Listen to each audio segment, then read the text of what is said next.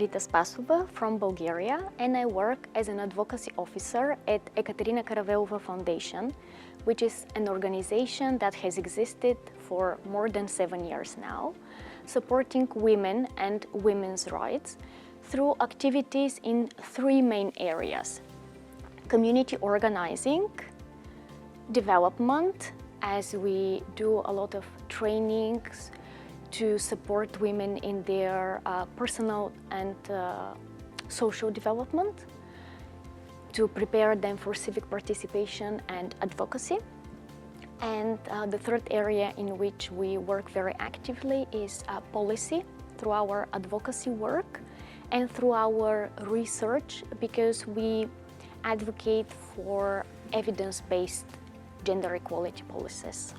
Our work in the field of women's participation in decision-making was a natural consequence of our grassroots activities, because we realized that we need, in order to support the women with whom we work on a local level, it's very important to make their voices heard on the level of decision-making.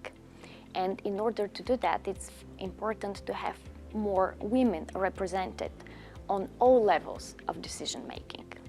And this is not the case in Bulgaria. We have only 24% women in the current parliament. On a local level, the situation is even worse. Only 15% of mayors are women. And we have identified many obstacles for women's political participation that are on a micro, meso, and macro level. If we start with traditional gender roles and the fact that women are the main responsibles for taking care of children, of dependent adults, of the house, it's very difficult combining this with the career and to add political participation. Also, there are deeply rooted gender inequalities in society, economic inequalities, a lack of access to financial resources that also prevent women from active participation. In addition, there is gender-based violence. There are deeply rooted stereotypes that also affect the political parties.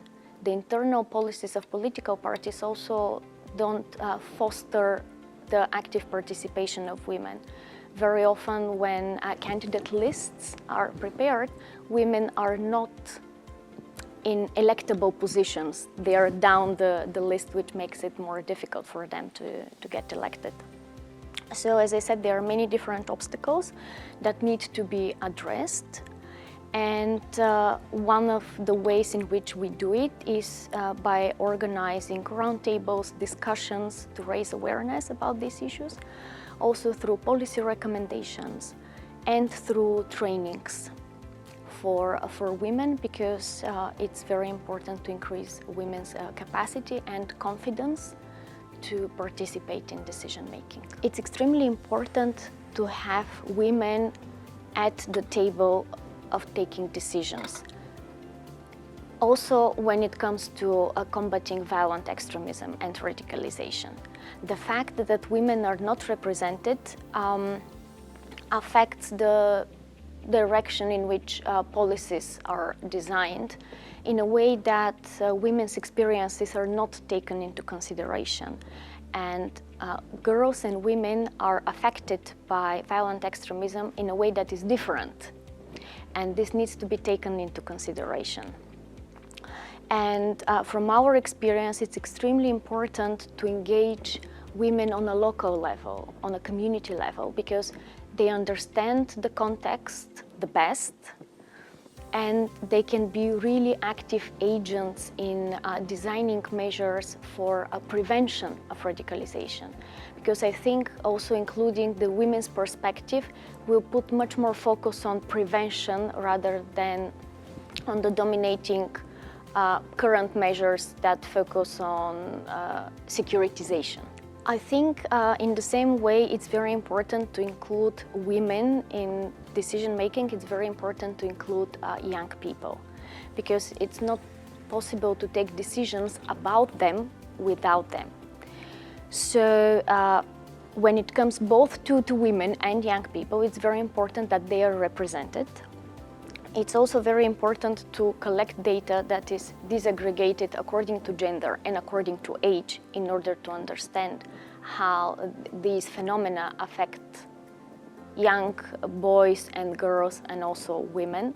To do more research, to collect more data, to empower young people to take active role and to participate fully and meaningfully in the democratic processes, because very often exactly the lack of a feeling of belonging and attachment, the lack of community that they can associate themselves with can lead them towards a path of radicalization. I think that youth work, engaging youth workers to promote also the results of the project, like the toolkit, and to get their feedback with young people will make use of the findings so that they can reach the target audience, and they can be really useful and impactful on the ground, on a local level, so that young people are not just the subjects of the measures, but they can co-create these measures and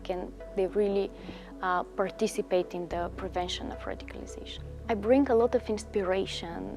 There have been 2 really inspiring days with amazing women from the MENA region and from the Balkans.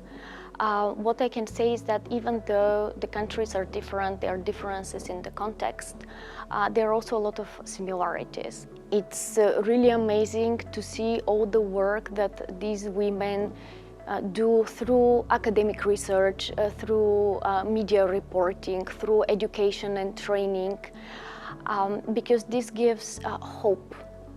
I think this is very important, because very often we focus on identifying the problems, which of course is the first step in tackling them. But then in order to gather more support for what we do, it's important to draw this vision of a future where we live in peace. And what I take with me is exactly this vision of a more peaceful future that I got from the women here at the forum. We had this amazing exercise in the morning where exactly we used these visual associations with different pictures, and how we see the future, and all of us shared a vision of a future of peace that we are going to create together, and I think it's a very strong message.